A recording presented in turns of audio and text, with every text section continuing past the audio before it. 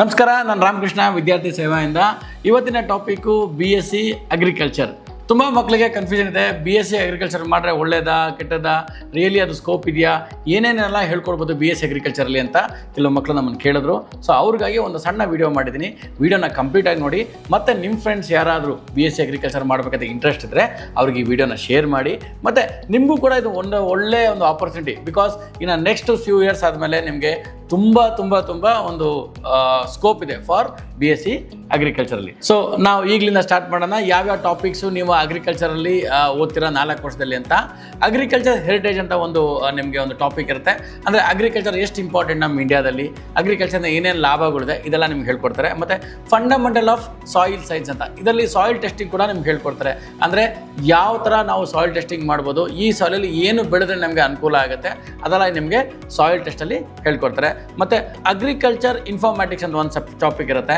ಮತ್ತು ಒಂದು fundamental of horticulture ಅಂತ ಒಂದು ಟಾಪಿಕ್ ಇರುತ್ತೆ. ಮತ್ತು ಇದೆಲ್ಲ ನಿಮ್ಮ ಒಂದು ಫಸ್ಟ್ ಸೆಮ್ಮಲ್ಲಿ ಆದರೆ, ನಿಮ್ಮ ಸೆಕೆಂಡ್ ಸೆಮ್ಮಲ್ಲಿ ಫಂಡಮೆಂಟಲ್ ಆಫ್ ಅಗ್ರಿಕಲ್ಚರ್ ಎಕನಾಮಿಕ್ಸ್ ಇರುತ್ತೆ, ಫಂಡಮೆಂಟಲ್ ಆಫ್ ಪ್ಲಾಂಟ್ ಬಯೋಕೆಮಿಸ್ಟ್ರಿ ಇರುತ್ತೆ, ಫಂಡಮೆಂಟಲ್ ಆಫ್ ಜೆನೆಟಿಕ್ಸ್ ಇರುತ್ತೆ, ಮತ್ತು productivity technology for fruits and plantation crops ಅಂತಲೂ ಇರುತ್ತೆ. ಇದು ನಿಮ್ಮ ಸೆಕೆಂಡ್ ಸೆಮ್ ಆದರೆ.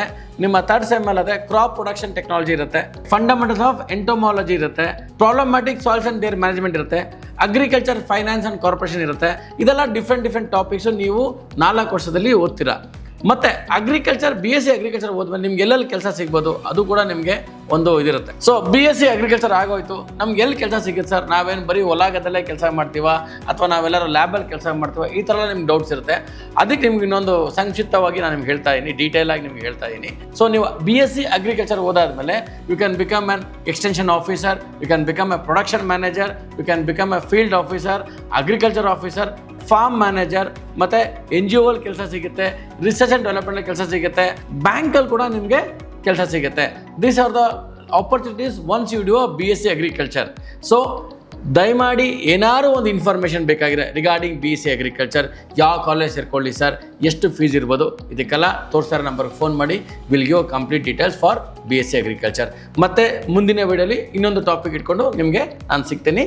ನಮಸ್ಕಾರ, ವಿದ್ಯಾರ್ಥಿ ಸೇವಾ.